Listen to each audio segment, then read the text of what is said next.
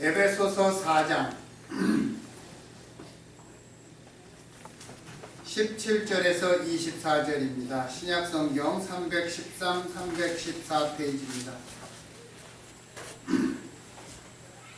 에베소서 4장 17절에서 24절. 그러므로 내가 이것을 말하며 주 안에서 증거하노니 이제부터는 이방인이 그 마음에 허망한 것으로 행함 같이 너희는 행하지 말라. 저희 총명이 어두워지고 저희 가운데 있는 무지함과 저희 마음이 굳어짐으로 말미암아 하나님의 생명에서 떠나 있도다. 저희가 감각 없는 자 되어 자신을 방탕에 방임하여 모든 더러운 것을 욕심으로 행하되 오직 너희는 그리스도를 이같이 배우지 아니하였느니라. 진리가 예수 안에 있는 것 같이 너희가 과연 그에게서 듣고 또한 그 안에서 가르침을 받았을진데 너희는 유혹의 욕심을 따라 썩어져가는 구습을 쫓는 옛사람을 벗어버리고 오직 심령으로 새롭게 되어 하나님을 따라 의와 진리의 거룩함으로 지으심을 받은 새 사람을 입으라. 아멘.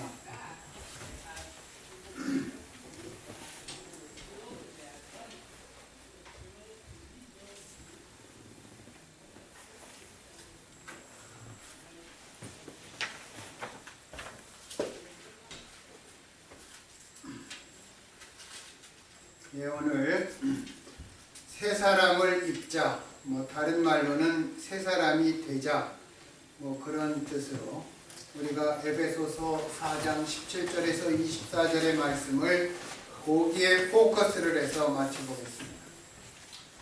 먼저 새해를 맞이한 우리 교회 모든 성도 여러분의 가정과 하시는 일들 위에 하나님의 돌보심과 은혜가 충만해서 정말 지금까지 살아온 어떤 해보다 생애 최고의 해, 최고로 복된 해가 되기를 축원합니다. 우리는 언제나 무엇인가 잘 되기를 바라는 마음으로 새해를 맞이합니다. 그러면서 새해를 맞이하면서 무언가 새로운 계획을 세우기도 합니다. 그런데 수십 년 살아오면서 어떤 때는 특별히 변화될 것이 없다는 것을 우리가 알기 때문에 새해의 계획을 선뜻 이행하기가 망설여지는 것도 사실입니다. 통계를 보면 1월이 가기 전에 1월 1일 날 세웠던 마음의 결단, 그거의 70%가 없어진답니다. 잊어버린대요. 생각도 못하는 것입니다. 여러분, 작년 첫 번째 예배 드릴 때 무슨 소원했습니까? 그거 기억합니까? 우리도 아마 이 중에서 보면 한 30% 기억하면 잘하는 것일 것입니다. 우리는 2014년을 맞이하면서 무엇을 소망하였습니까? 내 일들이 잘 되기를 기도하였습니까? 나의 건강, 나의 안전, 그런 거 기도하였습니까? 그러나 동시에 내가 좀 내면적으로 새로워지겠다는 기도, 그것도 하셨나요? 좀 더 남을 배려하고 좀 더 겸손해지고 좀 더 따뜻하게 품어주는 사람, 그런 사람이 되겠다. 내 자신에 대해서 이런 기도는 드리지 않았습니까? 내 밖에 있는 일들의 성취를 위해서 우리가 기도해야 되는 것처럼 내 안에, 내 안사람이 어떻게 돼야 되겠다. 그것을 위해서도 기도를 해야 되는 것입니다. 오늘 본문은 마치 오랫동안 입고 있던 헌 옷을 벗고 새 옷을 입는 것처럼 옛사람을 벗고 새 사람을 입자, 그런 말씀입니다. 예, 우리가 저는 이런 거 잘 안 하지만 다 같이 한번 해보겠습니다. 다 같이 새 사람을 입자. 다 같이 시작. 새 사람을 입자. 네. 아멘. 아담의 타락 이후로 우리에게 옷은 당연하고도 일상적인 것이 되었습니다. 그래서 옷이 날개라는 말이 있습니다. 어떤 옷을 입었느냐에 따라 사람이 달라 보인다는 말입니다. 제가 대학교 1학년 때 저희 아버지가 저를 보고 너는 맨날 이 군복 물들인 것만 입고 다니냐 그러면서 어느 날 데리고 나가셔서 이 바지하고 이렇게 티셔츠를 이렇게 좀 좋은 걸 사주셨어요. 그래서 제가 그걸 입고 친구 만나는데 갔더니 아이들이 뭐라 그러냐면 너같이 우중충한 애도 이런 걸 입으니까 좀 달라 보이는구나 그렇게 얘기를 하는 것입니다. 옷이 날개라는 말이 있다는 것입니다. 즉 어떤 옷을 입었느냐에 따라 사람이 달라 보입니다. 매일 입는 옷이지만 장소와 때에 따라 우리는 다른 옷을 입습니다. 태어나면 어머니가 입혀주시는 아가 옷이 있습니다. 죽으면 우리가 수의를 입습니다. 태어날 때와 죽을 때 입는 옷이 다르고 결혼식에 갈 때와 일을 할 때의 옷이 다르고 겨울에 입는 옷, 여름에 입는 옷이 다릅니다. 외출할 때 입는 옷과 잠을 잘 때에 입는 옷이 다릅니다. 제가 예전에 한국에서 예비군 훈련을 가보면 평소에는 점잖은 사람들도 예비군복만 입혀놓으면 하는 짓이 개판이 되는 사람이 많습니다. 왜 그렇습니까? 그게 익명성이라는 것입니다. 다 똑같은 옷을 입었으니까 내가 드러나지 않는다는 것입니다. 그러니까 내가 아무 짓이나 해도 그것이 나를 지칭되는 게 아니라 예비군 전체에 향하게 된다는 것입니다. 똑같은 사람이 반대로 정장을 입으면 평소와 다르게 점잖게 행동합니다. 거기에 나의 정체성이 부여되기 때문에 그런 것입니다. 이것은 어떤 옷을 입었느냐에 따라 우리의 마음이 달라지고 행동이 변한다는 것입니다.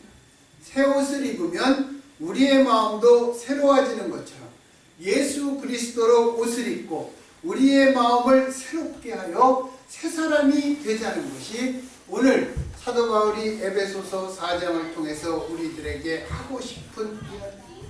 새 사람이 되자.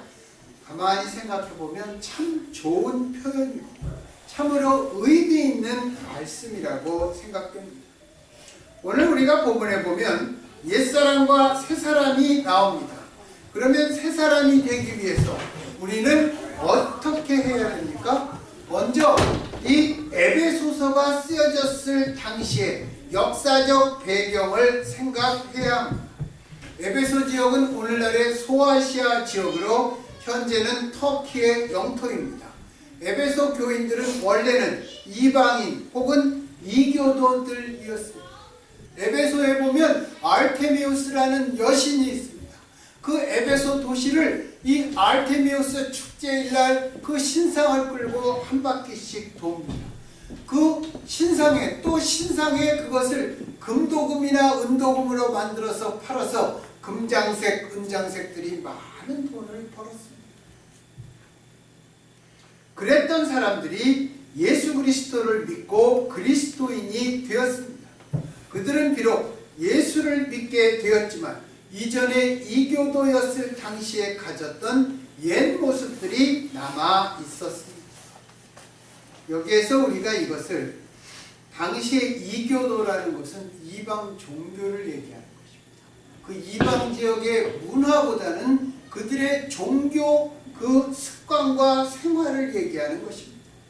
새 사람이 되기 위해서 먼저 이교도였을 때 가졌던 마음을 버려야 한다는 것입니다. 저희 어머니가 평생 부처를 믿다가 이제 2006년에 저한테 세례를 받고 또 저희 집에 2007년 10월 달에 와서 4개월 계시다가 돌아가셨는데 한국으로 저희 집에 계실 때 제가 다른 기도 정신도 약간 혼미하시고 그러니까 주기도문을 써서 붙여놨습니다. 그런데 그 주기도문 앞에 하루에 한 2번이나 3번씩 딱 이렇게 쓰십니다. 이렇게 쓰시고 그걸 보고 읽으시면서 하늘에 계신 아버지여 이렇게 합니다. 그게 당신이 불공 드릴 때 정말 매일 새벽과 매일 밤에 저희 집에서 제가 어릴 때부터 보고 자란 게 그런 것입니다. 조영기 목사님이 하루에 3번 5시간 기도했다고 그러는데 저희 어머니는 하루에 2번, 제가 5시간 반에서 6시간씩 그 짓을 하셨어요. 새벽에 3시간, 밤에 3시간, 비가 오나 눈이 오나 그 장소를 정해놓고 이렇게 치성을 드린다 그러죠. 연세가 드셔서 이제 그거를 못하니까 이제 방 안에다가 들여다 놓고 그걸 못하는 날은 저보고 하라고 하셨습니다. 그래서 제가 아침에, 저도 참 많이 했어요. 저도 많이 했는데 그 새 사람이 되기 위해서 이교도였을 때 하던 그러한 습관이나 행동들이 남아있을 수가 있습니다. 그런데 사도 바울은 이방인의 특징 중에 하나로 18절에 먼저 얘기하는 것이 마음이 굳어졌다 그런 것입니다. 마음이 굳어졌다는 헬라어가 프로시스라고 하는데 이 단어가 나타나는 것은 너무 굳어졌고 딱딱해졌다는 것입니다.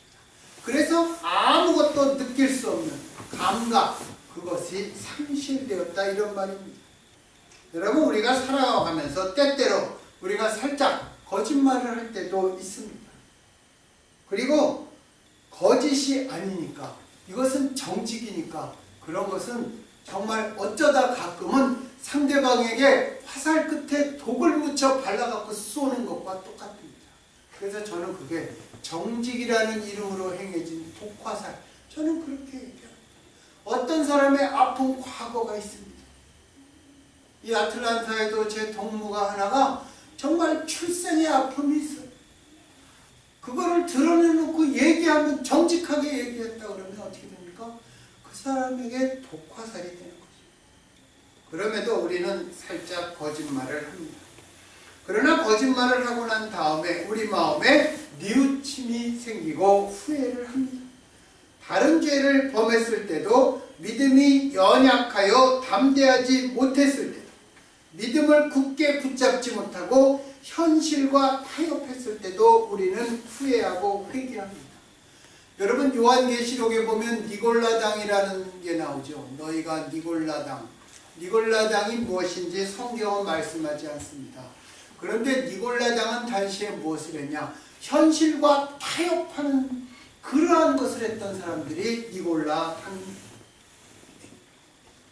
그러나 거짓말을 계속적으로 반복해서 하게 되면 내 마음의 죄의식은 점점 무뎌지고 죄에 대한 감각이 둔하게 됩니다. 그러면 아무런 느낌이 없이 거짓된 말과 행동을 하게 되는 것입니다. 바로 그런 양심이 굳어진 것이고 그 상태를 프로세스라고 하는 것입니다. 죄가 가지고 있는 무서운 것 중에 하나가 바로 우리의 마음을 굳어지게 한다는 것입니다. 또 이교도들의 또 하나의 특징은 저희가 감각 없는 자 되어 자신을 방탕에 방임한다, 이렇게 사도 바울이 지적하고 있습니다. 이 말을 조금 더 쉽게 풀었으면 방탕함에도 부끄러움을 모른다는 뜻입니다. 우리는 대체로 우리의 약점이나 잘못 그리고 죄를 드러내려 하지 않습니다. 거기에 침묵하는 것이 우리들의 모습입니다. 그러나 방탕함에도 부끄러움을 모른다는 뜻은 내가 하고 싶은 것을 하기 위해서는 체면이나 부끄러움, 그것을 상관치 않는다는 것입니다. 가장 쉬운 예가 무엇입니까? 아편장입니다. 아편장. 부활말이나 외정시대 때 보면 대부분의 아편장이들이 부유한 가정의 자녀들이었습니다. 왜냐하면 아편이 비싸니까요. 아편이 비싸고 중국 사람들은 아편을 어떻게 하냐면 이렇게 대담배를 이렇게 피울 때 그 아편을 바늘끝으로 아편을 이렇게 탁 살짝 바늘끝에 찍어서 그 대담배 끝에 담배째가 타는 데다가 아편을 살짝 바르죠. 그러면 기분이 그렇게 좋다는 것입니다. 그러니까 비싸니까 돈이 없습니다. 살 수가 없는 것입니다. 나중에 중독이 되면 집안에 있는 모든 물건을, 정말 물건이란 물건 다 들고 갑니다. 제일 먼저 들고 가는 것이 당시의 라디오입니다. 요새는 라디오 우리가 듣지도 않지만 당시에 라디오는 참으로 귀하고 비싼 거였습니다. 그런 중독 단계가 되면 수치심이나 부끄러움도 다 없어지는 것입니다. 사도 바울이 지적한 또 하나의 예가 모든 것을 욕심으로 행한다는 것입니다. 그런데 사람은 누구나 다 욕심이 있잖아요. 욕심이 없으면 아마 우리가 소망이 없고, 소망이 없으면 우리가 살아가기가 힘들 것입니다. 그러나 대부분의 사람은 모든 것을 탐욕으로 행하지는 않습니다. 우리는 때때로 우리의 일을 하기 위해 다른 사람의 도움이 필요하기도 하고, 또 다른 사람을 위해서 우리가 도움을 주고 양보하고 희생되기도 합니다. 그러나 본문에서 모든 것을 탐욕으로 한다는 것은 언제나 내가 중심이 되는 것입니다. 언제나 나의 이익이 중심이 되는 것입니다.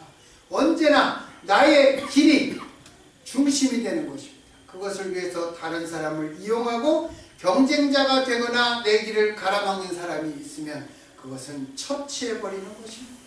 나의 목적을 위해 수단과 방법을 가리지 않고 할 때 너무 탐욕스럽다고 이야기하는 것입니다. 이러한 사람은 언제나 자신만 존재하게 되는 것입니다. 자신이 가운데 있고 자신이 중심이 되니까 자신은 상처받을 수 없는 것입니다. 그러나 마음이 굳어지고 자신을 방탕에 방임하고 모든 것을 욕심으로 행한다는 본문은, 이것은 사람과 사람의 관계를 의미하는 것 이전에 사람과 예수 그리스도의 관계를 먼저 의미하는 말입니다. 우리가 말하기를 저 사람 참 좋은 사람이야 하는 말은 사람과 사람 사이에서 인간관계에 대한 말인데, 믿지 않는 사람 중에도 좋은 사람이 얼마나 많은지 모릅니다. 그리고 반대로 믿는 사람 중에도 가까이 하기 싫은 사람들이 있습니다. 본문에서 말하는 이방인은 이교도, 다른 종교를 믿는 사람을 의미하며 그리스도가 그 마음에 없는 사람들을 가리킵니다.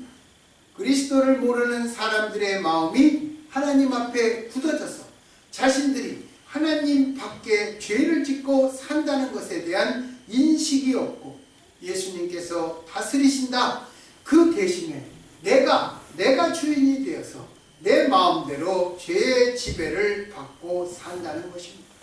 그래서 하나님 앞에 부끄러움을 모르고 하나님의 영광을 위해서 살려는 그러한 마음보다 나의 욕망, 그것만을 이루기 위해서 살아가는 모습을 그리고 있는 것입니다. 사도 바울은 이교도였다가 그리스도로 개종한 에베소 신자들에게 개종하기 전에 가졌던 이러한 모습을 버리라는 것입니다. 여러분, 우리가 성경을 보면 잘 아는 것이 예수님 당시에 히브리 사람들에게 옷이란 참으로 귀한 것이었습니다. 그래서 좋은 옷은 3대에 걸쳐서 입기도 했답니다. 여러분, 비싼 거 샀다가 어느 정도 입다가 이게 색깔이 안 맞고 그러면 또 다른 거 사 입죠. 아니 우리 집 그 막내도 그 짓을 잘합니다. 예, 전번 거보다 요번 게 더 좋대. 그리고 사는 것이에요. 당시에는 심지어 죽은 사람의 옷도 벗겨서 입었다고 합니다. 우리가 성경에 예수님의 겉옷과 속옷을 로마 병정들이 나누어 가진 것을 보면 맞는 말입니다. 또 옷은 신분을 나타내는 것입니다. 요즘이야 대통령이건 일반인이건 옷 그 차이에 별 구분이 없고, 여자들도 한복을 새로 맞춰 입을 때 궁중의 왕비 그 옷처럼 입어도 뭐라고 하는 사람 없지만, TV에 사극에 보면 임금만이 입는 골룡포가 있습니다. 그 옷은 아무도 입을 수 없습니다. 또 임금만이 사는 집이 100칸을 넘는 것입니다. 당시에 보면 당상관과 당하관의 차이에도 관복에 구분이 있었고, 당상관과 당하관 차이에도 탈 수 있는 가마의 차이가 있었습니다. 양반과 상민의 의복도 달랐습니다. 그래서 옷을 보면 사람의 신분이 자연히 구분되는 것입니다. 출애굽기에 보면 오직 대제사장만이 입을 수 있는 그 옷이 있습니다. 의복이 사람의 신분과 직임을 결정하는 그러한 시대였기에 아무도 자기가 입고 싶다고 마음대로 골라 입을 수는 없었던 것입니다. 오늘 본문 22절에 보면 먼저 옛사람을 벗어버려라 이렇게 말씀합니다. 새 옷을 입으려면 먼저 헌 옷을 벗어야 합니다. 그리고 목욕을 해서 몸을 깨끗하게 하고 난 다음 새 옷을 입어야 합니다. 마가복음 10장에 보면 소경 거지 바디메오가 예수님께서 지나가신다는 말을 듣고 자기의 겉옷을 벗어던지고 일어나 예수님 앞에 뛰어나왔습니다. 이것은 예수님 앞에 나올 때에는 내가 지금까지 어떤 옷을 입고 어떻게 살아왔느냐 그 옛사람을 벗어버리는 것입니다. 예수님 앞에 나올 때 지금까지 내가 가지고 있던 신분, 인격, 재산, 학식 등의 옛옷을 벗어버리고 우리들의 심령이 새롭게 되어 새 사람으로서의 생각과 인격과 믿음을 가져야 한다는 것입니다. 여러분, 그래서 그리스도인으로서 우리가 사람의 됨됨이가 그 사람의 재능, 그 사람의 지위, 그 사람의 학식 그 어떤 것보다 먼저 우선해야 되는 거죠. 지금까지 인간의 가치 기준으로 입고 있던 옷은 벗어버리고 예수 그리스도로 옷을 입는다는 것입니다. 그리스도로 옷을 입은 사람을 우리는 그리스도인이라 부릅니다. 다시 말하면 그리스도인이란 예수님께서 그 안에 살아계신 사람이라는 뜻입니다. 예수님께서 내 마음의 보좌에 살아계시고 나의 주인으로 앉아 계시니까 예수를 알기 전에 내 중심적인 삶의 방식에서 정말 떠나서 예수 그리스도 중심적인 사람으로 180도 바뀌어야 된다는 것입니다. 예수님께서 성경에서 우리에게 말씀하시는 대로의 삶을 살려고 노력하는 그러한 정말 나와의 치열한 싸움이 있어야 된다는 것입니다. 죄의 무서움이 내 중심적으로 모든 것을 굳어지게 하는 것이란다. 성령의 역사는 예수 그리스도 중심적인 새로운 피조물로서 변화되는 것입니다. 우리가 잘 아는 대로 예수를 믿어도 잘 변화되지 못하는 것, 그런 거 있습니다. 옛날 한 천민의 딸이 양반집에 시집을 갔는데 양반의 법도를 아직 제대로 배우지 못했습니다. 그래서 모든 것에 님자만 붙이면 된다고 생각해서 시부모님께 점심상을 들어가면서 누워있던 시아버지께 말하기를 아버님 발림이 들어가니 대갈림 좀 치우세요. 그런 말이 우리들의 모습이 되는 것입니다. 마찬가지로 우리가 비록 예수 그리스도로 새 옷을 입었지만 우리는 새 사람으로 자라가야 됩니다. 마치 어린아이가 새로 태어나서 자라가야 되는 것입니다. 한국의 초대교인 중에 정말 아름다운 그러한 이야기들이 많았습니다. 조선에 복음이 들어오고 그 강화도와 인천에도 복음이 일찍 들어온 지역인데 강화도의 어느 양반집 마님과 그 마님의 여종이 동시에 예수를 영접했습니다. 그리고 둘이 같이 교회당에 나가서 세례를 받고 왔습니다. 그런데 그 양반집 마님이 여종을 불러서 지금까지는 너와 나와 주인과 노예의 신분으로 살아왔지만 이제부터 우리는 예수 안에서 한 자매다. 내가 더 나이가 많으니 내가 언니고 너는 동생이다. 그러면서 그 즉시 그 노예 문서를 불질러 없애고 이제부터는 너와 내가 언니와 동생으로 우리 집에서 살아가자. 그 여종은 마님 절대로 그러시면 안 됩니다. 사정을 했지만 그 마님이 그렇게 얘기를 해서 면천을 시켜주고 그렇게 살았다는 것입니다. 아기가 태어나면 새롭게 자라나가야 되는 것처럼 정말 예수를 믿으면 우리가 이렇게 완전히 다르게 변화되어야 하는 것입니다. 여러분, 우리가 예수를 믿고 2013년까지 어떻게 살았냐? 이제 그것은 전혀 중요하지 않습니다. 이 2014년은 완전히 새롭게 되는 것입니다. 누가복음 15장에 보면 탕자가 정말 파라코의 노릇을 하다가 집에 돌아왔습니다. 아버지가 제일 먼저 한 일이 무엇이었습니까? 옷부터 갈아입혔습니다. 그가 탕자의 옷을 입었을 때는 돼지가 먹는 쥐엄 열매로 배를 채우며 살았지만 이제 아들의 옷을 입은 후에는 주인의 모습으로 살게 된 것입니다. 성경의 옷에 대한 말씀이 털어 나옵니다. 그 중에 가장 영광스러운 옷은 바로 예수 그리스도로 옷을 입었다는 말씀입니다. 이 예수 그리스도로 옷을 입었다. 이 옷은 육신의 눈으로 보이지 않습니다. 내면적인 옷이기 때문입니다. 인간은 누구나 하나님을 보면 죽습니다. 우리는 죄가 있고 하나님께서는 거룩하시기 때문입니다. 그 거룩하신 하나님께서 우리에게 당신을 만나자고 입혀주신 옷이 바로 예수 그리스도로 옷을 입는 것입니다. 우리가 죽어서 하나님 앞에 갈 때 하나님께서는 우리가 입고 있는 이 예수라는 옷을 보시고 우리를 새 예루살렘 성에 들어가게 하실 것입니다.